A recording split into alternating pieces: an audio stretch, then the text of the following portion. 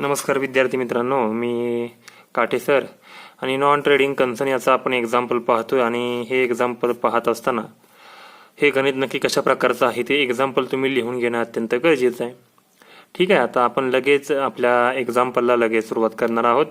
या ठिकाणी हे जे आहे एक्झाम्पल लिहिलेलं आहे. ठीक आहे, हे या ठिकाणी दिसतंय ते एक्झाम्पल मी वाचन करणार आहे आणि तुम्ही या ठिकाणी हे एक्झाम्पल लिहून घ्यायचे. हा प्रश्न आहे, हा क्वेश्चन आहे. ठीक आहे, आणि हा क्वेश्चन आपल्याला सोडवायचा आहे, त्याचं सोल्युशन काढायचं आहे. तर ठीक आहे, एक्झाम्पल नंबर 2 आपलं चाललेलं आहे आणि या ठिकाणी एक्झाम्पल काय सांगितले बघू शकता. या ठिकाणी बघू शकता, from the following balance sheet and receipt and payment account of Juhu sport club Juhu. त्यांनी सांगितले की या ठिकाणी बॅलन्स शीट दिलेली आहे आणि रिसीट अँड पेमेंट अकाउंट दिलेला आहे. ठीक आहे, कुणाचं आहे ते? जुहू स्पोर्ट क्लब जुहू यांचं आहे ते. ठीक आहे, आता या ठिकाणी आपण आता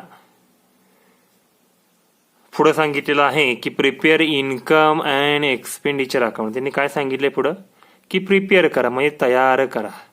पण काय तयार करा? इन्कम अँड एक्सपेंडिचर अकाउंट ही पहिली स्टेप असेल की पहिलं आपलं स्टेप काय आहे? इन्कम अँड एक्सपेंडिचर अकाउंट सोडवा. ठीक आहे, त्यानंतर फॉर द इयर एंडिंग 31/3/2013. बघा, इन्कम अँड एक्सपेंडिचर याची नोंद करत असताना किंवा हे अकाउंट तयार करत असताना हे अकाउंट याचा कालावधी कधी संपतोय? 31/3/2013 पर्यंत. ठीक आहे, आता या ठिकाणी पुढे सांगितलेलं आहे की and balance sheet as on that date. Balance sheet त्याच तारखेची म्हणजे 31/3/2013 पर्यंतची या ठिकाणी तयार करायची. ठीक आहे, बरेच जण म्हणतील की या ठिकाणी बॅलन्स शीट तयार करा म्हणून सांगितलंय, परंतु या ठिकाणी बॅलन्स शीट दिसते. बघा, ही बॅलन्स शीट जी आहे ती आहे 1 एप्रिल 2012 पर्यंत. ठीक आहे, 1 एप्रिल 2012 पर्यंतची ही बॅलन्स शीट आहे म्हणजे ओपनिंगची बॅलन्स शीट आहे. ही जी बॅलन्स शीट आहे ती कशाची आहे? ओपनिंगची बॅलन्स शीट आहे. ठीक आहे, आता या ठिकाणी liabilities amount rupees, asset amount rupees काही मुद्दे दिलेत ते आपण आता वाचन करणार आहोत. या ठिकाणी पहिला मुद्दा या ठिकाणी सांगितलेला आहे की कॅपिटल फंड म्हणजे कॅपिटल भांडवल दिलेलं आहे. ही भांडवलची रक्कम या ठिकाणी आपल्याला बॅलन्स शीटच्या असेट साईडला घ्यावी लागणार आहे. त्यानंतर बँक ओव्हरड्राफ्ट हे आपलं देणं होतं. बँकेला काहीतरी ओढी आपण त्यांच्याकडून घेतला होता आणि तो ओढी आपल्याला देणं आहे. किती रुपये? 5,750. ठीक आहे, प्राइज फंड या ठिकाणी फंड आहे. फंड या ठिकाणी म्हणजे निधी. हा निधी या ठिकाणी आपण देणं आहे. किती रुपये? 60,000 रुपये किंवा जमवलेला आहे. ठीक आहे, आपल्या व्यवसायामध्ये हा ठिकाणी प्राइज फंड या ठिकाणी 60,000 रुपयांचा आहे. त्यानंतर प्लेग्राऊंड या ठिकाणी 1,00,000 रुपयाचं आहे. खेळाचं मैदान ही आपली संपत्ती आहे. त्यानंतर स्पोर्ट इक्विपमेंट खेळाचे साहित्य हे सुद्धा आपलं असेट आहे, 65,000 रुपयेचं. इन्व्हेस्टमेंट येणं ही सुद्धा आपलं असेट आहे, 40,000 रुपये. त्यानंतर स्टॉक ऑफ स्पोर्ट मटेरियल. बघा, स्पोर्ट मटेरियलचा या ठिकाणी स्पोर्ट मटेरियल म्हणजे काय? खेळाचं एक प्रकारचं साहित्यच असतं, सामग्री म्हणतो आपण त्याला. ही सामग्री याची काहीतरी शिल्लक या ठिकाणी होते, 9,000 रुपये या ठिकाणी शिल्लक होते. त्यानंतर कॅश इन हँड. त्यांनी काय सांगितले? Cash in hand. मग कॅश इन हँड हे कधीचं आहे? 1 एप्रिल 2012 म्हणजे ओपनिंगचं आहे. मग ओपनिंगचं कॅश इन हँड विचारामध्ये घेत नाही. ओपनिंगचं कॅश इन हँड विचारामध्ये घेत नाही म्हणजे 1,700चा आपण या ठिकाणी विचार करणार नाही. ठीक आहे, त्यानंतर या ठिकाणी तुम्ही पुढे बघू शकता की रिसीट अँड पेमेंट अकाउंट दिलेलं आहे आणि यामध्ये सुद्धा काही पॉईंट आहेत ते 1 बाय 1 आपण बघूया. बघा, या ठिकाणी रिसिप्ट साईड आहे म्हणजे डेबिट साईड आहे आणि त्याची इनर आणि आउटरचे कॉलम आहेत. पेमेंट कॉलम आहे, इनर आणि आउटरचा कॉलम आहे या ठिकाणी क्रेडिट साईडला. ठीक आहे, आता या ठिकाणी टू बॅलन्स BD म्हटलेला आहे. मग ओपनिंगचा बॅलन्स आपण विचारामध्ये घेतो का? ओपनिंगचा बॅलन्स आपण विचारामध्ये घेत नाही. महत्वाची बाब की ओपनिंगचा बॅलन्स आपण विचारामध्ये घेत नाही. त्यानंतर या ठिकाणी सबस्क्रिप्शन दिलंय. आता सबस्क्रिप्शन दिलंय म्हटल्यानंतर बरेच जण म्हणते सबस्क्रिप्शन आपण विचारामध्ये घेतो का? तर सबस्क्रिप्शन म्हणजे वार्षिक वर्गणी. हे आपलं एक प्रकारचे आपलं इन्कम आहे. हा आपला इन्कम आहे, परंतु 3 वर्षाचा या ठिकाणी इन्कम दिलेला आहे. मग 3 वर्षाचा इन्कम दिला आहे या ठिकाणी 2011 2012चे या ठिकाणी किती पैसे मिळाले? 3,750. म्हणजे मागील वर्षाचे हे 3,750 मिळाले. आताच्या 2012-13चे करंट इयरचे किती रुपये मिळाले? 85,000. आता बरेच जण म्हणतील की करंट इयर कसं काय आपण याला म्हणू, चालू वर्ष याला कसं काय म्हणायचं? तर या ठिकाणी तुम्ही बघू शकता की 31/3/2013 म्हणजेच काय की 12-13 हा आपला कालावधी आहे. ठीक आहे, 12-13 या ठिकाणी दिसते म्हणजे हे करंट इयर आहे. 85,000 रुपये मिळाले वार्षिक वर्गणीचे. त्यानंतर या ठिकाणी 2013 आणि 2014 या ठिकाणी दिलेलं आहे म्हणजे हे नेक्स्ट इयर आहे. नेक्स्ट इयरचे काही ॲडव्हान्समध्ये पैसे मिळाले. किती रुपये? 1,000 रुपये मिळाले. ठीक आहे, टोटल या ठिकाणी सबस्क्रिप्शन किती मिळाले? 89,750. ठीक आहे, आता या ठिकाणी बरेच जण म्हणतील की वरती या ठिकाणी तुम्ही बघू शकता आउटस्टँडिंग सबस्क्रिप्शन आहे. हे कोणत्या वर्षाचं आहे? हे मागील वर्षाचं आहे. हे आउटस्टँडिंग सबस्क्रिप्शन म्हणजे 5,000 रुपये येणं होतं मागील वर्षाचं. ठीक आहे, 5 वर्षाचं मागील वर्षाचे 5,000 रुपये येणं होतं. मग या ठिकाणी मागील वर्षाची रक्कम दाखवली ना 2011ला 2012ला या ठिकाणी मागील वर्षाचे किती रुपये मिळाले? 3,750 रुपये मिळाले. मग बरेच जण म्हणतील की 5,000 रुपये येणं होतं, मागील वर्षाचे किती रुपये येणं होतं? 5,000 रुपये. मग आले किती? 3,750. आता वजाबाकी केली तर मला अजून एवढं सांगायचे आहे की किती रुपये अजून येणं बाकी आहे? 1,250 रुपये येणं आहे. बघा या ठिकाणी आउटस्टँडिंग सबस्क्रिप्शन 5,000 हे मागील वर्षाचे 5,000 रुपये होते म्हणजे 5,000 रुपये येणं होतं. परंतु या ठिकाणी आपण 2011-12 बघितलं तर किती रुपये मिळाले? 3,750. मग ठीक आहे ना, मग 5,000पैकी 3,750 मिळाले. अजून किती येणं आहे? 1,250 येणं आहे. लक्षात ठेवा, हे आउटस्टँडिंग आहे मागील वर्षाचं, लास्ट इयरचं. हे आपण नंतर विचारामध्ये घेऊ. म्हणून या ठिकाणी मी आउटस्टँडिंग सबस्क्रिप्शनला मी या ठिकाणी स्टार केलेला आहे. त्यानंतर 2011-12च्या याला सुद्धा मी या ठिकाणी स्टार केलेला आहे. ठीक आहे, त्यानंतर पुढचा या ठिकाणी पॉईंट बघूया, to donation for prize fund. आता बरेच जण म्हणतील ही देणगी आहे आणि देणगीमध्ये फॉर प्राईज फंड म्हणलेला आहे. देणगी दिली परंतु कशासाठी? प्राईज फंडसाठी. ठीक आहे, बक्षीस निधी या ठिकाणी उभा करायचा होता आणि बक्षीस निधीसाठी या ठिकाणी ही देणगी देण्यात आलेली आहे. मग या ठिकाणी वरील बाजूस तुम्ही बघू शकता बॅलन्स शीटमध्ये की प्राईज फंड आहे ना 60,000. मग त्या 60,000साठी या ठिकाणी डोनेशन मिळालं. मग या दोन्हीही एकच व्यवहार आहेत त्यामुळे मी या ठिकाणी स्टार केलं आणि या ठिकाणी सुद्धा मी स्टार केलेलं आहे. ठीक आहे, स्टार करून घेणं गरजेचं आहे कारण की ॲडजस्टमेंट असतात. थोडासा डिफिकल्ट हा एक्झाम्पल आहे किंवा प्रॉब्लेम आहे, आपण योग्यरित्या सोडवू. त्यानंतर या ठिकाणी एंट्रान्स फीज. बघा या ठिकाणी एंट्रान्स फीज या ठिकाणी दिलेली आहे म्हणजे या ठिकाणी प्रवेश शुल्क म्हणतो आपण त्याला मराठीमध्ये. आणि एंट्रान्स फीज म्हणजे प्रवेश शुल्क या ठिकाणी आपल्याला मिळालेला किती रुपये मिळाला? आपला 4,500 रुपये मिळाले. प्रवेश शुल्क या ठिकाणी किती रुपये मिळाला? 4,500 रुपयांचा मिळालेला आहे. ठीक आहे, मग या ठिकाणी स्टार का केले ते पुढे आपण बघूच. To sundry income. बघा काही सामान्य उत्पन्न होतं, उत्पन्न आहे. ठीक आहे, किती रुपयाचं मिळालं? 2,000 रुपयाचं मिळालं. ठीक आहे, आता रिसिप्ट साईड म्हणजे इन्कम साईड एवढं लक्षात ठेवा. हां, त्यानंतर पेमेंट साईडला आपण आलेलो आहे आणि या ठिकाणी पेमेंट साईड बघत असताना पहिलाच मुद्दा कोणता आहे? Bank overdraft. आता बरेच जण म्हणतील की बँक ओव्हरड्राफ्ट म्हणजे काय? बघा बँक ओव्हरड्राफ्ट म्हणजे काय तर आपलं करंट अकाउंट असेल. ठीक आहे, आणि आपल्याला या ठिकाणी आपण म्हणू शकतो की मला या ठिकाणी 5,000 रुपयांची गरज आहे परंतु माझ्या खात्यामध्ये फक्त 1,000 रुपये आहेत. बघा माझ्या खात्यामध्ये फक्त 1,000 रुपये आहेत. मी या ठिकाणी कॅल्क्युलेशन करून दाखवतो म्हणजे तुम्हाला समजेल. माझं हे करंट अकाउंट आहे बँकेमध्ये. ठीक आहे, आणि या खात्यामध्ये फक्त माझ्या 1,000 रुपये शिल्लक आहेत. ठीक आहे, बॅलन्स आहे किती आहे? 1,000 रुपये. परंतु मला अचानक 5,000 रुपयांची गरज पडली. किती रुपयांची? 5,000 रुपयांची. मी 5,000 रुपये बँकेमधून काढू शकतो का? नाही. का? कारण की या ठिकाणी माझे किती रुपये शिल्लक आहेत? 1,000च. अशा वेळी बँक काय म्हणते?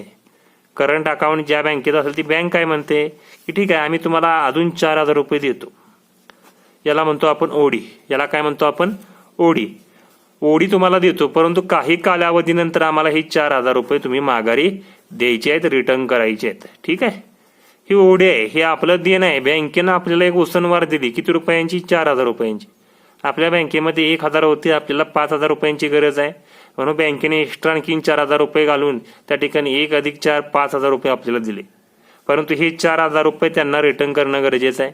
म्हणजे एक प्रकारचं देणं आहे. हे देणं आपलं काय असतं, लायबिलिटी असतं. ठीक आहे. आता बँक ओव्हरड्राफ्ट म्हणजे काय समजलं असेल सर्वांना. या ठिकाणी बघा की लायबिलिटी साईडला बँक ओव्हरड्राफ्ट हे 5,750 दाखवत होतं. म्हणजे देणं किती रुपये होतं आपलं, 5,750. मग या ठिकाणी पेमेंट साईडला आलं. पेमेंट म्हणजे पैसे दिले कशाचे, बँक ओव्हरड्राफ्टचे. किती रुपये दिले, 5,750 रुपये दिले. द्यायचे होते तेवढेच, दिले पण तेवढेच. म्हणजे विषय कट झाला. ठीक आहे. 5,750 वजा 5,750 झिरो म्हणजे बँक ओव्हरड्राफ्टचा विषय संपला. या ठिकाणी काय रक्कम देणं गरजेचं नाही, व्यवहार सुद्धा नाही केला तरी चालू शकतो. त्यानंतर या ठिकाणी इन्व्हेस्टमेंट सांगितलेलं आहे. म्हणजे गुंतवणूक नेहमी आपल्याला येणं असते. गुंतवणूक नेहमी आपल्याला काय असते, येणं असते. आणि गुंतवणूक ही नेहमी आपली संपत्ती असते. लक्षात ठेवा, गुंतवणूक ही आपली काय संपत्ती आहे. मग या ठिकाणी गुंतवणूक ही संपत्ती आहे म्हटल्यानंतर असेट साईडला जाणार आहे. ठीक आहे. परंतु या ठिकाणी वरतील बॅलन्स शीटमध्ये तुम्ही या ठिकाणी बघू शकता इन्व्हेस्टमेंट दिले की किती रुपये, 40,000 रुपये. सुरुवातीची इन्व्हेस्टमेंट 40,000 होती. प्लस आणखीन त्यामध्ये या ठिकाणी नवीन काहीतरी इन्व्हेस्टमेंट ऍड झालेली आहे 60,000 रुपयांची. ठीक आहे. म्हणजे या ठिकाणी 60,000 रुपयांनी इन्व्हेस्टमेंट वाढलेली आहे. बघा या ठिकाणी इन्व्हेस्टमेंट 40,000 अधिक ही 60,000 म्हणजे टोटल इन्व्हेस्टमेंट ही आपली 1,00,000 रुपयाची. आता तुम्ही म्हणाल की असेट साईडला इन्व्हेस्टमेंट होतं, यामधून ही इन्व्हेस्टमेंट वजा करायला पाहिजे होती. कसं वजा करणार आहे आपण, कारण की या ठिकाणी इन्व्हेस्टमेंट आपली 40,000 आहे. प्लस या ठिकाणी आपण काही गुंतवणूक करायची होती म्हणून त्या ठिकाणी गुंतवणूक अथॉरिटीला या ठिकाणी आपण पैसे दिले आणि गुंतवणूक केली. किती रुपयाची, अजून एकदा एक्स्ट्रा 60,000 रुपयाची गुंतवणूक केली. म्हणजे ही आपली गुंतवणूक वाढलेली आहे बाळांनो. ठीक आहे. काही जण अतिशय गंड असतात, त्यांच्यासाठी एकच मुद्दा सांगतो. या ठिकाणी असेटला दिले ना असेटला इन्व्हेस्टमेंट दिले, मग खालील बाजूस बघायचं. पेमेंट साईडला जर दिलं असेल तर आपण काय करतो, वरील व्यवहारामध्ये काय करणार आहे, आपण ऍड करणार आहे खालील जो पेमेंटचा व्यवहार आहे तो. ठीक आहे. समजा या ठिकाणी इन्व्हेस्टमेंट आहे 40,000 प्लस रिसीट साईडला या ठिकाणी काही इन्व्हेस्टमेंट आली असेल. या आहे रिसीट साईडला क्रॉस आहे ना, क्रॉस इफेक्ट आहे ना. क्रॉस इफेक्ट असेल तर काय करतो, मायनस करतो. एवढं लक्षात ठेवा, जे गंड आहे त्यांच्यासाठी सांगतो. क्रॉस असेल, तिरका असेल, या ठिकाणी काय करायचं, मायनस करायचं. मग अशी कसं केलं आपण, बँक ओव्हरड्राफ्ट लायबिलिटी साईडला सरळ काय दिलंय का, नाही दिलं, क्रॉस दिलंय ना इकडं. ठीक आहे. म्हणून क्रॉस 5,700 मधून 5,750 वजा केले. ठीक आहे. सरळ दिलं असतं ते ऍड केलं असतं, परंतु या ठिकाणी क्रॉस आहे, लक्षात ठेवा. मग इन्व्हेस्टमेंट सरळ दिलेली आहे म्हणून ऍड करणार आहे आपण एकमेकांमध्ये. हे गंड मुलांसाठी मी सांगतोय. ठीक आहे. आणि इन्व्हेस्टमेंट या ठिकाणी आपली 40,000 होती, वाढली 60,000. या ठिकाणी टोटल 1,00,000 रुपयाची इन्व्हेस्टमेंट झाली. दोन्हींना मी स्टार केलेला आहे. त्यानंतर स्टॉक ऑफ स्पोर्ट मटेरियल. तर या ठिकाणी सर्वांनी लक्ष देण्यासारखी बाब काय आहे की स्पोर्ट मटेरियल म्हणजे खेळाची सामग्री या ठिकाणी शिल्लक होते, म्हणजे स्टॉक होता त्याचा काहीतरी शिल्लक. किती रुपये, 9,000 रुपये. ठीक आहे. मग या ठिकाणी आपण दिलं होतं. ठीक आहे. या ठिकाणी आता आपण पुढील मुद्दा या ठिकाणी बघूया. बाय इन्व्हेस्टमेंट हा मुद्दा झाला. आणि त्यानंतरचा आहे बाय ग्राउंड अप कीप. बघा या ठिकाणी दिलंय की बाय ग्राउंड अप कीप. आता बाय ग्राउंड अपकीप म्हणजे काय, तर खेळाचं जे मैदान होतं ते मैदान आपण या ठिकाणी स्वच्छ केलेलं असेल किंवा त्याची स्वच्छता केली असेल. ठीक आहे. मग त्याचा काहीतरी खर्च आला, हा 5,500 रुपयांचा हा आपला खर्च आहे. लक्षात ठेवा, हा आपला काय खर्च आहे. त्यानंतर बाय प्रिंटिंग अँड स्टेशनरी. बघा प्रिंटिंग अँड स्टेशनरी हा सुद्धा आपला काय खर्च आहे. छपाईचा खर्च जो आहे तो आपला या ठिकाणी 2,250 रुपयांचा आहे. त्यानंतर बाय स्पोर्ट्स मटेरियल परचेस केलं. बघा परत एकदा खेळाची सामग्री आपण काय केली, खरेदी केली, परचेस केली. मग या ठिकाणी तुम्हाला बघायचे की स्पोर्ट मटेरियल हा शब्द महत्वाचा आहे. बघा हा शब्द अतिशय महत्वाचा आहे मटेरियलचा. मटेरियल हे आपलं असेट नसतं, लक्षात ठेवा. मटेरियल हे आपलं असेट नाही. मग मटेरियल आपलं काय आहे, खर्च आहे. मटेरियल आपला काय आहे, खर्च आहे. लक्षात ठेवा, आपला काय आहे, खर्च आहे. मग हे जे मटेरियल ओपनिंग होतं किती रुपये होतं, 9,000 रुपये. ठीक आहे. त्याच्यामध्ये हे खालील परचेस केलेलं मटेरियल आपण काय करणार आहे, सरळ दिले ना, गंड मुलांना लक्ष द्या, सरळ दिले ना. मग काय करणार आहे, ऍड करणार आहे आपण. किती रुपयांचं आहे, 15,250. मग या ठिकाणी मी स्टार केलं, वरील बाजू सुद्धा मी या ठिकाणी स्टार केलेला आहे. त्यानंतर बाय इलेक्ट्रिसिटी चार्जेस म्हणजे लाईट बिल असेल, विजेची बिल असेल 1850 रुपये आहे, म्हणजे हा आपला खर्च आहे. त्यानंतर बाय स्पोर्ट्स इक्विपमेंट या ठिकाणी दिलेलं आहे. मग स्पोर्ट इक्विपमेंट हे आपलं असेट आहे, कारण इक्विपमेंट म्हणले म्हणजे साहित्य, मटेरियल म्हणले का नाही. मग स्पोर्ट इक्विपमेंट हे आपलं असेट आहे किती रुपयांचं? 25,000. मग वरील बाजूस बघू शकता स्पोर्ट इक्विपमेंट किती रुपयांचं होतं बॅलन्स शीटला? 65,000. त्यामध्ये या ठिकाणी हे स्पोर्ट इक्विपमेंट वाढलेलं आहे किती रुपयांचं? 25,000चं. सरळ आहे ना, सरळ आहे म्हटलं तर ऍड करणार आहे आपण असेट साईडला. ठीक आहे, आपण बघू ते गणित सोडवताना बघू. त्यानंतर बॅलन्स शीट हा आपण विचारामध्ये घेतो. बॅलन्स शीट आपण नेहमी विचारामध्ये घेतो. कॅश इन हँड, हातामधील रोख रक्कम 1850 रुपयांचं हे संपत्ती आहे. कॅश ॲट बँक, बँकेमधील पैसे 10,500 रुपये हे आपली संपत्ती आहे. ठीक आहे, बघू आता आपण. आता काही ॲडजस्टमेंट आहेत ते आपण बघूया. या ठिकाणी ॲडजस्टमेंट नंबर 1 दिलेली आहे. 31/3/2013 sport material in hand was of ₹9,500. बघा, इन हँड म्हणलंय म्हणजे हा आपला स्टॉक आहे. तारीख बघायची, 1 एप्रिल असेल तर ओपनिंग, 31 मार्च असेल तर क्लोजिंग. मग किती आहे? 31 मार्च आहे म्हणजे क्लोजिंग स्टॉक आहे. हा काय आहे? Closing stock. क्लोजिंग स्टॉक नेहमी काय करतो? लेस करतो. किती रुपये आहे? 9,500. कशाचा आहे? स्पोर्ट मटेरियलचा आहे. स्पोर्ट मटेरियल कुठेतरी वाचलं रे बाळांनो, बरोबर ना? वाचलं ना या ठिकाणी? बघा या ठिकाणी स्पोर्ट मटेरियल वाचलं ना. मग या ठिकाणी मी डबल स्टार करणार आहे. का डबल स्टार करणार आहे? त्याची ॲडजस्टमेंट आहे म्हणून. या ठिकाणी सुद्धा मी डबल स्टार करणार आहे, कारण की या ठिकाणी स्पोर्ट मटेरियल दिसतंय, त्याचीच ॲडजस्टमेंट होते. मग या ठिकाणी मी अजून एकदा स्टार केलेला आहे, कारण ॲडजस्टमेंट दिलेली आहे. त्यानंतर सबस्क्रिप्शन या ठिकाणी आउटस्टँडिंग आहे फॉर करंट इयर. चालू वर्षाचं या ठिकाणी काहीतरी आउटस्टँडिंग आहे, म्हणजे अजून काहीतरी येणं आहे. सबस्क्रिप्शन अजून येणं आहे किती रुपये? 5,000 रुपये. चालू वर्षाचं आउटस्टँडिंग काय करतो? नेहमी ॲड करतो. मग सबस्क्रिप्शनला स्टार केलं पाहिजे. मग चालू वर्षाच्या सबस्क्रिप्शनला या ठिकाणी मी स्टार करत आहे. 12-13च्या सबस्क्रिप्शनला मी या ठिकाणी स्टार केलं. आणि शेवटची adjustment, entire amount of entrance fees. Entire amount of entrance fees is to be capitalize. बघा या ठिकाणी एंट्रान्स फीजची रक्कम आहे ती काय झाली? कॅपिटलाइज झाली. किती टक्के? एंटायर अमाऊंट म्हणजे संपूर्ण रक्कम 100%. 100% रक्कम काय झाली? भांडवलामध्ये रूपांतरित झाली. कॅपिटलाइज काय करतो? नेहमी लेस करतो, लक्षात ठेवा. ठीक आहे, एंट्रान्स फीजला या ठिकाणी आपण स्टार करणार आहे. मी या ठिकाणी स्टार केलेलं आहे. तुम्ही सुद्धा या ठिकाणी स्टार करायचे. स्टार का करायचं असतं बाळांनो? तर स्टार का करतो या ठिकाणी? कारण की याची ॲडजस्टमेंट दिलेली आहे म्हणून. ठीक आहे, आता या ठिकाणी एक्झाम्पल आपण लगेच सोडवायला घेऊया. बघा या ठिकाणी मी आखून घेतलेलं आहे सोल्युशन या ठिकाणी म्हणतोय, आणि या ठिकाणी आखून घेतलं त्यावेळी त्याचं इन द बुक्स ऑफ लिहिणं गरजेचं आहे. सुरुवातीला इन द बुक्स ऑफ म्हणजे कोणाच्या पुस्तकामध्ये हे इन्कम आणि एक्सपेंडिचर अकाउंट आणि बॅलन्स शीट तयार करतोय. तर या ठिकाणी तुम्ही बघू शकता गणित तुमच्याकडे आहेच.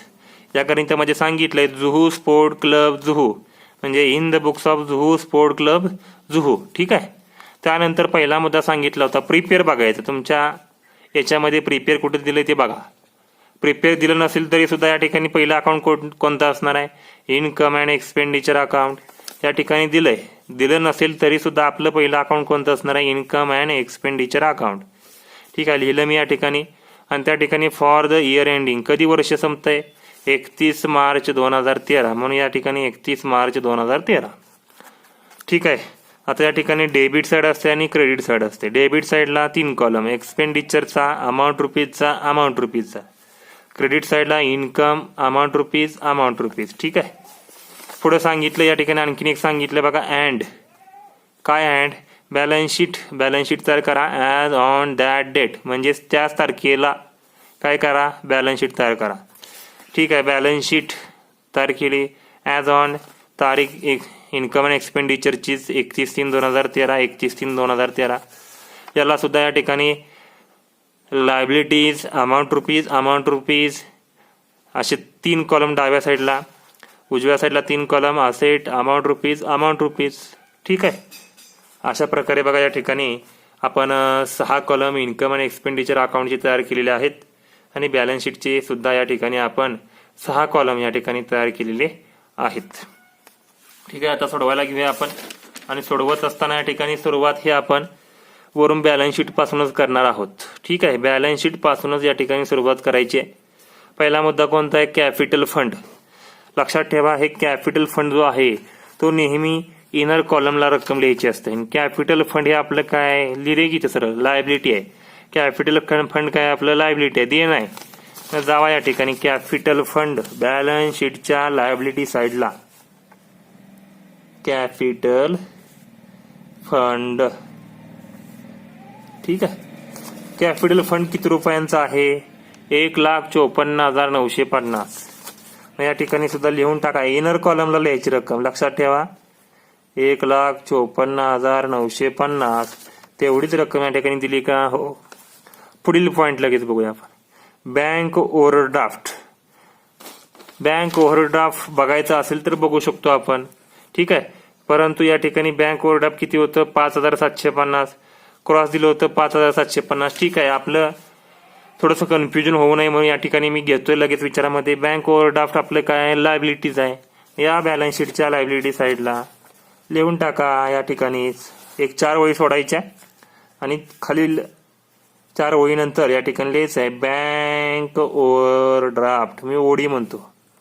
रक्कम इनर कॉलमला, कारण की स्टार केलं या ठिकाणी 5,750 रुपये. 5,750. आता एवढंच बघायचं आपल्याला की बँक ओव्हरड्राफ्ट सरळ काय दिलंय का रिसिट साईडला. बघा, काही सुद्धा दिलेलं नाही. ठीक आहे, काही सुद्धा दिलेलं नाही म्हटलं तर क्रॉस चेक करायचं एकदा. दिलंय का? दिलंय ना. ठीक आहे, क्रॉस दिला असेल म्हणजे देणं होतो, त्याचं पेमेंट केलं, देऊन टाकलं. किती रुपये? 5,750. म्हणजेच काय की लेस करतो आपण.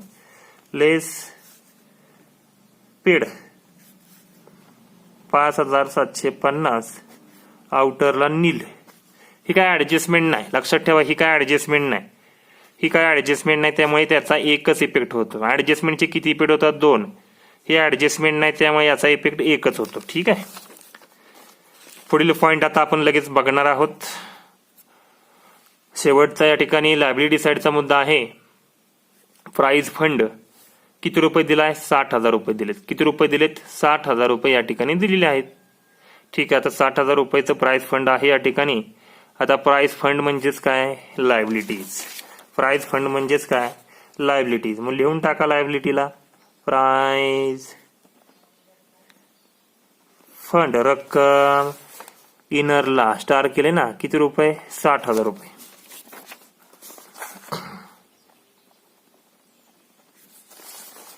आता त्याची काय ऍडजस्टमेंट नाही. बघू शकता प्राइस फंडची काय ऍडजस्टमेंट आहे का?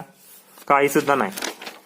परंतु सरळ बघायचं, काहीतरी दिला असणार आहे. सरळ काय दिले का बघायचं. बॅलन्स, बीडी, सबस्क्रिप्शन, डोनेशन दिलंय. Donation for price fund. आता हे रिसीट आहे म्हणजे कोणती साईड आहे? इनरला रक्कम लिहिली आपण, ती बघूया आता आपण लगेच. ठीक आहे, डोनेशन फॉर प्राइज फंड. आता डोनेशन फॉर प्राइज फंड या ठिकाणी दिलेला आहे. आता या ठिकाणी बरेच जण म्हणणार की रिसिट साईडला आहे म्हणजे आपला हा काय? इन्कम आहे. काय आहे आपला? इन्कम आहे. ठीक आहे, बरेच जण म्हणणार. परंतु या ठिकाणी सरळ सरळ म्हणलेलं डोनेशन नुसतं म्हटलं असतं, नुसतं डोनेशन देणगी, तर आपला काय असता? तो इन्कम असता. परंतु डोनेशन फॉर प्राइज फंड या ठिकाणी प्राइज फंड साठी काहीतरी देणगी दिली होती. म्हणजे प्राइज फंड आपलं वाढलं. या ठिकाणी 60,000 रुपये देणं होतं. आणखीन देणं वाढलं किती रुपयाचं? 30,000 रुपयाचं. म्हणजे ऍड केलं पाहिजे. सरळ असेल तर काय करतो? ऍड करतो. करा बॅलन्स शीटच्या साईड रिलायबिलिटी साईडला न्यू म्हणा. या ठिकाणी 30,000 रुपये आणि या ठिकाणी लिहून टाका बेरीज 90,000. हे काय ऍडजस्टमेंट नाही. ही काय ऍडजस्टमेंट नाही. किंवा या ठिकाणी डोनेशन म्हणू शकता. कंसामध्ये मी डोनेशन म्हणतो. ठीक आहे, ही काय ऍडजस्टमेंट नाही, त्यामुळे एकच इफेक्ट याचा. ठीक आहे, सर्वांना समजलं असेल. आपले जसे मुद्दे होत जातील तसे आपण याला टिकमार करत जाऊया. ठीक आहे, आता या ठिकाणी असेट साईडला जाऊया लगेच आपण. असेट साईडला गेलं पाहिजे. जे काय मुद्दे झाले होते ते आता आपण टिकमार करणं गरजेचं आहे. ठीक आहे, हा सुद्धा आपला मुद्दा झालेला आहे. म्हणजे जेवढे झाले तेवढे मुद्दे मी टिकमार करतोय. आता या ठिकाणी यायचं प्ले ग्राउंड. काय आहे? प्लेग्राऊंड, खेळाचं मैदान. हे आपलं काय? असेट आहे. हे आपलं काय? असेट आहे. मग जावा बॅलन्स शीटच्या असेट साईडला. Play ground. आता या ठिकाणी बघायचं आहे की स्टार केलंय का? नाही. किती रुपये रक्कम आहे? 1,00,000 रुपये रक्कम आहे. पण डायरेक्ट ऑर्डर लिहून टाकायची रक्कम 1,00,000 रुपये. ठीक आहे. पुढं प्लेग्राऊंडला मी टिक मार्क करतोय. तुम्ही पेन्सिल न करा, पण पेन करू नका अजिबात. त्यानंतर स्पोर्ट इक्विपमेंट. स्पोर्ट इक्विपमेंट, खेळाचं साहित्य. साहित्य म्हणले मटेरियल शब्द आहे का? नाही. इक्विपमेंट काय आहे? आपलं असेट आहे. जावा असेट साईडला. Sport equipment. Sport equipment. Equipments म्हणतो मी डायरेक्ट. ठीक आहे. आता या ठिकाणी स्टार केलंय का? हो, स्टार केलंय. किती रुपये रक्कम आहे? 65,000. म्हणजे इनरला स्टार केलं की इनरला रक्कम इनरला लिहा 65,000. ठीक आहे. आता काहीतरी ऍडजस्टमेंट दिली का बघूया आपण. आता ऍडजस्टमेंट स्पोर्ट इक्विपमेंटची काय आहे का बघायची. स्पोर्ट मटेरियलचे नाही संबंध, सबस्क्रिप्शनचे नाही संबंध, एंट्रन्स फीज नाही संबंध, म्हणजे कोणतीही ऍडजस्टमेंट नाही. परंतु स्पोर्ट इक्विपमेंट आपण लिहिलं या ठिकाणी, सरळ बघायचं काहीतरी दिलं असणार आहे म्हणून स्टार केलं होतं. इन्व्हेस्टमेंट, ग्राउंड अपची, प्रिंटिंग, स्पोर्ट मटेरियल, मटेरियल नाही, इलेक्ट्रिसिटी, स्पोर्ट इक्विपमेंट सरळ दिलंय ना. वाढलं की आणखी इक्विपमेंट, साहित्य वाढलं. स्पोर्ट इक्विपमेंट किती रुपयाचं वाढलं? 25,000 रुपयांचं वाढलं. म्हणजे स्पोर्ट इक्विपमेंट खरेदी केलं होतं 25,000 रुपयाचं. हे वाढलं ना. असेटचं जर पेमेंटला असेल तर काय करणार आपण? या ठिकाणी ऍड करणार आहे. जावा या ठिकाणी स्पोर्ट इक्विपमेंट, ऍड न्यू. किती रुपये रक्कम आहे बघू शकता? 25,000. या ठिकाणी मी डायरेक्ट लिहितो 25,000 बेरीज 90,000. ही काय ऍडजस्टमेंट नाही, त्यामुळे एकच इफेक्ट झाला. ठीक आहे. या ठिकाणी मुद्दा झाला म्हणून मी या ठिकाणी टिक मार्क केला. आता पुढील पॉईंट बघायचं. इन्व्हेस्टमेंट. कोणता? इन्व्हेस्टमेंट. इन्व्हेस्टमेंट म्हणजे गुंतवणूक. गुंतवणूक ही आपली काय असते? एन असतो. म्हणजे काय? असेट. जावा असेट साईडला. इन्व्हेस्टमेंट, रक्कम स्टार केलंय म्हणून इनरला 40,000. इनरला 40,000. ठीक आहे. आता काय ऍडजस्टमेंट आहे का पहिल्यांदा चेक करायची. स्टार केलंय ना म्हणून. स्पोर्ट मटेरियल नाही, सबस्क्रिप्शन नाही, एंट्रन्स फीज नाही, म्हणजे ऍडजस्टमेंट नाही. म्हणजे काहीतरी सरळ पॉईंट दिला असणार आहे. ठीक आहे. सरळ पॉईंट दिलाय का बघूया. इन्व्हेस्टमेंट दिलाय की दिलाय ना. म्हणजे 40,000 रुपयाची इन्व्हेस्टमेंट होती, त्यामध्ये आणखीन इन्व्हेस्टमेंट वाढली 60,000 रुपयाची. सरळ असेल तर काय करतो? ऍड करतो. करून टाका ऍड न्यू 60,000.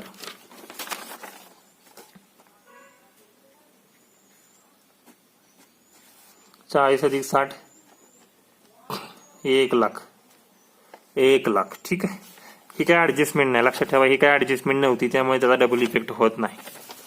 ठीक आहे. या ठिकाणी मी लगेच टिक मार्क करून टाकतो, म्हणजे कोणकोणते मुद्दे झाले हे समजलं पाहिजे. त्यानंतर अतिशय महत्वाचा मुद्दा की ही समजून घेण्यासारखी बाब आहे.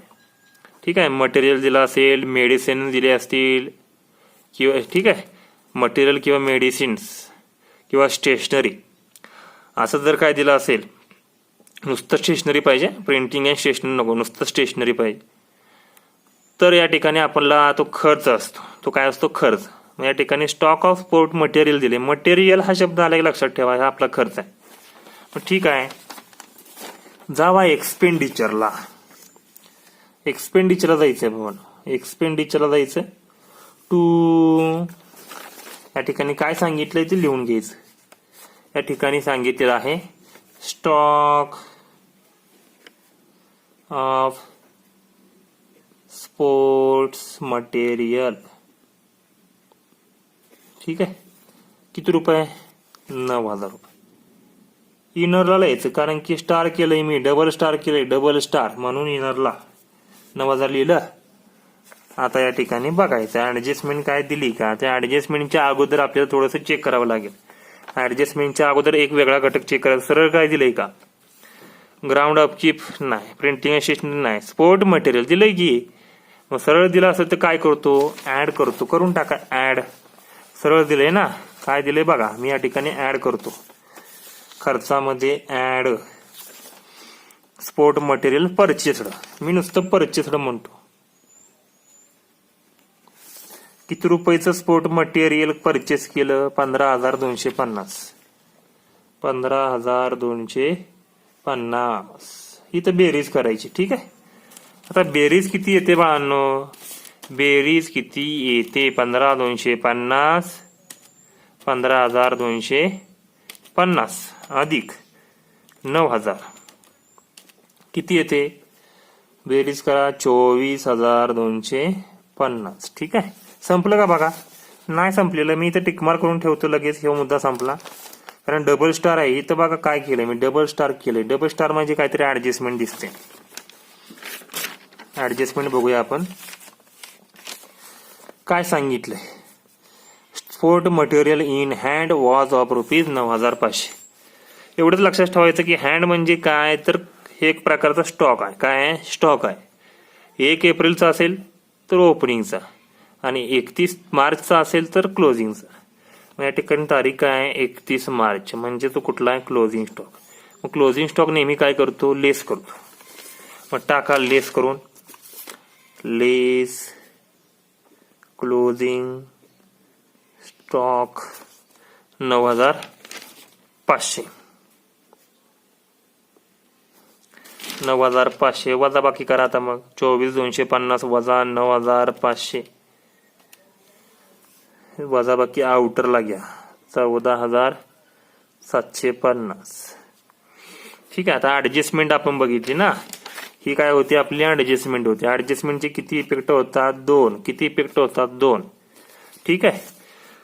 मला एवढंच म्हणायचं आहे, क्लोजिंग स्टॉक, क्लोजिंग स्टॉक हे आपलं काय असतं, क्लोजिंग स्टॉक हे आपलं काय असतं, तर क्लोजिंग स्टॉक हे आपलं असेट असतं. काय असतं, असेट. क्लोजिंग स्टॉक हे आपलं काय असतं, असेट. म्हणून जावा असेट साईडला आणि closing stock of sport material, sport material direct आउटरला गेलं पाहिजे. रक्कम किती आहे, 9,500.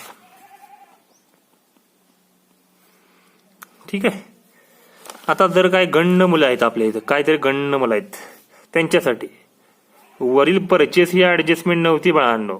ही ऍडजस्टमेंट होती कारण या ठिकाणी ऍडजस्टमेंट मध्ये हे दिलंय 9,500, पण हे 15,250 दिलंय का, नाही दिलेलं. म्हणजे ही ऍडजस्टमेंट नव्हती, परंतु ही ऍडजस्टमेंट आहे 9,500 ची. ठीक आहे. आता वजा केलंय. वजाचा इफेक्ट कसा होतो, क्रॉस होतो, म्हणजे तिरका जाणार आहे. तिरका म्हटलं की असेट साईडला. समजा या ठिकाणी अधिक चिन्ह असतं म्हणजे ऍड केलं असतं तर सरळ या ठिकाणी लायबिलिटीला आलं असतं. या ठिकाणी काय केलंय, वजा केलंय. वजा म्हटलं की डायरेक्ट जायचं असेटला क्रॉस करून. ठीक आहे. पुढील पॉईंट आता बघूया. या ठिकाणी ऍडजस्टमेंट नंबर 1 संपली. पुढील पॉईंट या ठिकाणी बघायचा आहे की आउटस्टँडिंग सबस्क्रिप्शन. अतिशय महत्वाचा मुद्दा, आउटस्टँडिंग सबस्क्रिप्शन. मला एवढंच म्हणायचे, मी मगाशी सुद्धा मी तुम्हाला लिहून दिलेलं आहे की आउटस्टँडिंग सबस्क्रिप्शन किती आहे, 5,000. म्हणजे मागील वर्षाचं किती रुपये येणं होतं, मागील वर्षाची 5,000 रुपये. ठीक आहे. किती रुपये येणं होतं, 5,000 रुपये. परंतु 2011-12ला या ठिकाणी किती रुपये आले, म्हणजे मागील वर्षाचे किती रुपये मिळाले, 3,750. एवढंच बघायचे की 3,750 मिळाले की 5,000 रुपये येणं होतं, त्यापैकी किती रुपये आलं, 3,750 वजा बाकी करा. राहिले किती अजून, 1,250 रुपये यायचे आहेत. अजून किती रुपये यायचे आहेत, 1,250 रुपये अजून यायचे आहेत. हे आपलं आउटस्टँडिंग आहे. अजून येणं आहे, अजून येणं आहे. मग जावा असेट साईडला, जावा असेट साईडला लिहा इथं आउटस्टँडिंग सबस्क्रिप्शन. पण इथं कंसामध्ये लिहायचं 2011 आणि 12. रक्कम किती होती, रक्कम किती होती, वजाबाकी मी केली ना इथं. किती होती, 1,250. 1,250. आता एवढंच करायचं. ही काय ऍडजस्टमेंट नव्हती त्यामुळे त्याचा काही डबल इफेक्ट होत नाही. संपला घटक. हा सुद्धा आपला घटक संपला. ठीक आहे. पुढील मुद्दा कॅश इन हँड हे ओपनिंगचा आहे. ओपनिंगचा आपण विचारामध्ये घेत नाही, सरळ सरळ खोडून टाकले मी. त्यानंतर आता रिसिट अँड पेमेंट अकाउंट बघू आणि या ठिकाणी रिसिट साईड बघायची आहे. Receipt side means income side. Balance BD opening balance विचारामध्ये घेत नाही. ओपनिंग बॅलन्स विचारामध्ये घेत नाही. पुढं सबस्क्रिप्शन 2011-12चं झालं की 2011-12चं झालंय. 2011-12चं सबस्क्रिप्शन झालंय म्हणजे विषय संपला. आता करंट इयर सबस्क्रिप्शन किती आहे 85,000. किती आहे 85,000 रुपये आहे. म्हणजे 85,000 रुपये या ठिकाणी 2012-13चे करंट इयरचे किती रुपये मिळाले, वर्गणी किती रुपये मिळाली, 85,000 रुपये वर्गणी मिळाली. मग आपला इन्कम आहे. Receipt side means income side. जावा इन्कम साईडला बाय सबस्क्रिप्शन.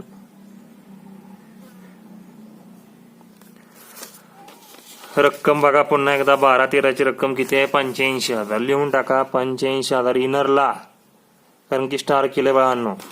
काय केलंय मी स्टार केलंय. ठीक आहे 85,000. ठीक आहे. आता याला स्टार केलंय म्हटल्यानंतर या ठिकाणी कुठं काय बॅलन्स शीट संपली, त्यामुळे बघायचं परत एकदा काय दिलंय का. सबस्क्रिप्शन नाही दिलेलं. ऍडजस्टमेंट काय दिली का, हा दिली ना, दिली की बाळांनो. इथं सबस्क्रिप्शनची ऍडजस्टमेंट दिलेली आहे. Subscription outstanding for current year. Current year म्हणजे चालू वर्ष. चालू वर्षाचं काहीतरी आउटस्टँडिंग आहे. किती रुपये 5,000 रुपये. म्हणजे काहीतरी येणं आहे. आउटस्टँडिंग नेहमी काय करतो ऍड करतो. मग जावा बॅलन्स शीटला. बॅलन्स शीटच्या असेट साईडला पण जायचंय, नंतर आपण जाऊ. ठीक आहे. या ठिकाणी सबस्क्रिप्शनला जावा. नेहमी ऍड करतो. नेहमी काय करतो ऍड आउटस्टँडिंग. किती रुपये आउटस्टँडिंग सांगितलंय 5,000 रुपये. आउटस्टँडिंग नेहमी ऍड करतो. संपली ऍडजस्टमेंट 5,000 रुपये. बेरीज करा ना, आउटरला घ्या. 85 अधिक 5 90,000. ठीक आहे. आता ऍडजस्टमेंट होती. ऍडजस्टमेंटचे किती इफेक्ट होतात, ऍडजस्टमेंटचे किती इफेक्ट होतात 2. आउटस्टँडिंग येणार. आउटस्टँडिंग येणार किती रुपये येणार 5,000 रुपये येणार. ठीक आहे. येणं म्हणलं की असेटला जायचं, लिहून टाकायचं आउटस्टँडिंग सबस्क्रिप्शन. इथं लिहून टाका 2012-13 किंवा करंट इयर लिहिलं तरी चालतंय. किती रुपये 5,000 रुपये. आता जे गंड आहे त्यांच्यासाठी सांगतो. इथं काय केलंय ऍड केलंय. ऍड म्हणलं की क्रॉस जायचं का नाही. ऍड म्हणलं की सरळ जायचं आणि इफेक्ट टाकायचा. आउटस्टँडिंग सबस्क्रिप्शन संपला विषय. ओके. ऍडजस्टमेंट नंबर 2 संपलेली आहे. मी टिकमार्क केलं. आता पुढील पॉईंट 2013-14 बघा. या ठिकाणी 2013-14चं या ठिकाणी 1,000 रुपये मिळाले. किती रुपये मिळाले 2013-14चे किती रुपये मिळाले 1,000 रुपये या ठिकाणी मिळाले आहेत. मग या ठिकाणी मिळाले आहेत ऍडव्हान्स मध्येच मिळालेत. लक्षात ठेवा 2013-14चे अगोदरच मिळालेत. ऍडव्हान्स आहे. ऍडव्हान्स म्हणजे प्रीपेड आहे. आपलं काय आहे प्रीपेड आहे. हे प्रीपेड म्हणजेच काय लायबिलिटी. प्रीपेड म्हणजेच काय लायबिलिटी. जावा लायबिलिटी साईडला आणि लिहून टाका खाली प्रीपेड सबस्क्रिप्शन किंवा ऍडव्हान्स सबस्क्रिप्शन म्हणू शकतो. 2013-14 किती रुपये बघा पुन्हा एकदा. किती रुपये मिळाले पुढील वर्षाचे किती रुपये मिळाले 1,000 रुपये. म्हणून या ठिकाणी लिहून टाका. ही काय ऍडजस्टमेंट नव्हती म्हणून डायरेक्ट लिहून टाकलंय आपण लायबिलिटीला. ऍडजस्टमेंट असते तर पुढील वर्षाचं काय केलं असतं वजा केलं असतं. ठीक आहे. ऍडजस्टमेंट नव्हती. ठीक आहे. एक टिकमार्क करून टाका झालं. परत donation for price fund tick mark केलं म्हणजे झालं. पुढं एंट्रान्स फीज प्रवेश शुल्क या ठिकाणी मिळालाय. किती रुपये मिळालाय 4,500. आपला इन्कम आहे. जावा इन्कम साईडला बाय एंट्रान्स फीज किती रुपये रक्कम आहे या ठिकाणी सांगितलं की एंट्रान्स फीजची रक्कम 4,500 इनरला यायचं कारण की ऍडजस्टमेंट आहे. स्टार केलं होतं म्हणून ऍडजस्टमेंट आहे. एंट्रान्स फीज 4,500 लिहिलं. टिकमार्क करून टाका. जावा ऍडजस्टमेंट बघा. सांगितलंय की entire amount of entrance fees. बघा एंट्रान्स फीज इज टू बी काय झालं, कॅपिटलाइज झालं, म्हणजे कॅपिटलमध्ये रूपांतरित झालं. आता कॅपिटलमध्ये रूपांतरित झालं म्हणजेच काय करतो, लेस करतो. काय करतो, लेस करतो. किती टक्के, एंटायर अमाऊंट म्हणजे 100%. मग करा लेस 100% कॅपिटलाइज. 100% रक्कम किती होते तर 4,500. 4,500 वजा 4,500 0. आता हे ऍडजस्टमेंट होती, ऍडजस्टमेंट 52 होती. ऍडजस्टमेंटची किती पेड पाहिजे, 2. मग या ठिकाणी एंट्रान्स फीस जी होती ती भांडवलामध्ये रूपांतरित झाली, म्हणजे भांडवल वाढलं. मग या ठिकाणी जावा भांडवलामध्ये कॅपिटल फंड दिलं ना, यामध्ये ऍड करायचं. कारण भांडवल वाढलं की ऍड, कमी झालं की लेस, वाढलं. इथं म्हणा एंट्रान्स फीज किती रुपयानं वाढलं, 4,500. काय वजाबाकी वगैरे करायची नाही लगेच, ठेवा तिथं, किंवा बेरीज करायची नाही लगेच, तिथं लिहिलं, संपला विषय. ऍडजस्टमेंट नंबर 3 संपली. पुढं सन्ड्री इन्कम, सरळ म्हटलं इन्कम म्हणजे जावा इन्कम साईडला.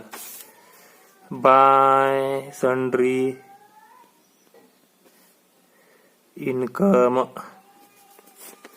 आउटरला लिहून टाका 2,000, कारण की काय स्टार केलं नव्हतं. ठीक आहे. रिसीट साईड संपली. आता पेमेंट साईड.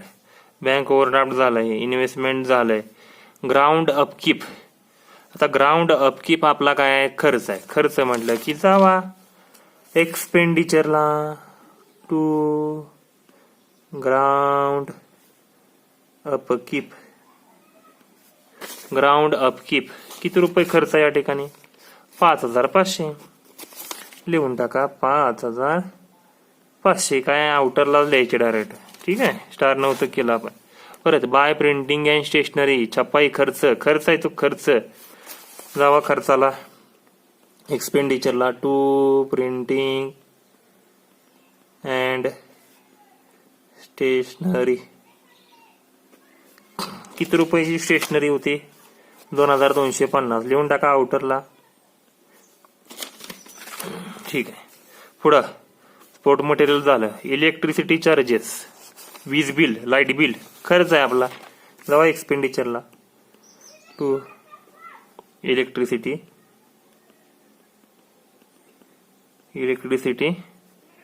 चार्जेस 1,850. लिहून टाकलं. ठीक आहे. काय ऍडजस्टमेंट नव्हती म्हणून डायरेक्ट आउटरला. स्पोर्ट इक्विपमेंट झालंय. आता बॅलन्स डी विचारामध्ये घेतो. काय आहे, कॅश इन हँड, असेट आहे, हातामधील रोख रक्कम, जावा असेट साईडला, cash in hand. Opening balance विचारामध्ये घेत नाही, परंतु क्लोजिंग बॅलन्स विचारामध्ये घेतो. Cash in hand 1,850. त्यानंतर कॅश ॲट बँक 10,500. बँकेमधील पैसे आपल्याच मालकीचे असतात, आपलीच संपत्ती आहे. Cash at bank 10,500. झालं का, सगळे मुद्दे संपले, ऍडजस्टमेंट संपल्या. सगळं संपले. काय करतो, क्लोज करतो. काय करतो, close receipt and income and expenditure account close करायचे आहे. Income and expenditure account close करायचे आहे. या ठिकाणी दोन्हींची बेरीज करायची. ठीक आहे. आता मी क्रेडिटची बेरीज करतो. 90,000 अधिक 2,000 92,000. मी इथं लिहून ठेवतो वरती, क्रेडिट 92,000. ठीक आहे, कच्च. आता डेबिटची बेरीज मी करायची, कारण की जी कुठली मोठी असेल ती आपल्याला घ्यायची असते. मग या इथं बघा, डेबिटला 14,750.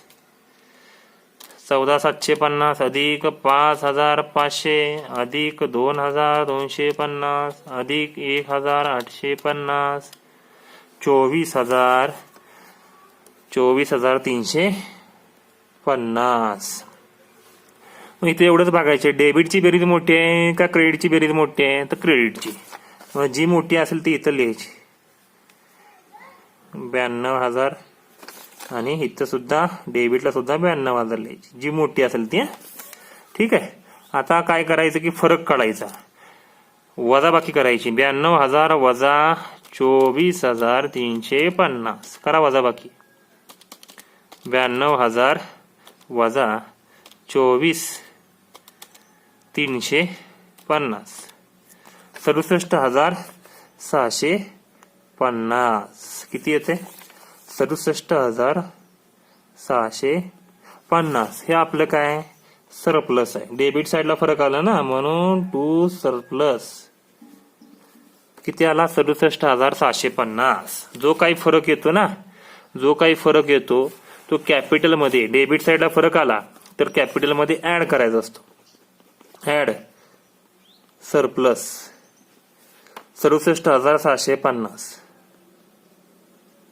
ठीक आहे, झालं. आता इन्कम आणि एक्सपेंडिचर अकाउंट क्लोज झालं. आता बॅलन्स शीट क्लोज करायची.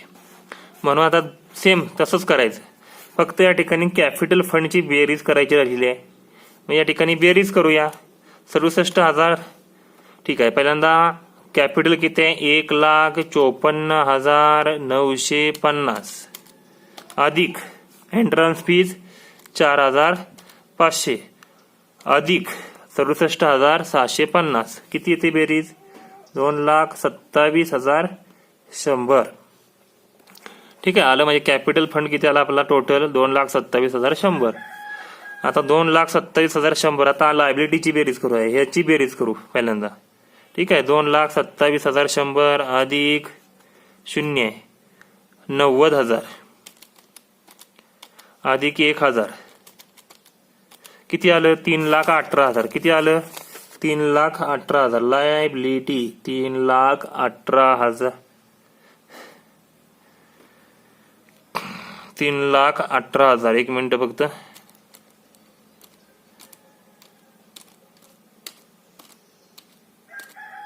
$3,18,100. एकदा कन्फर्म केलं नक्की किती येते? 3,18,100 आलं.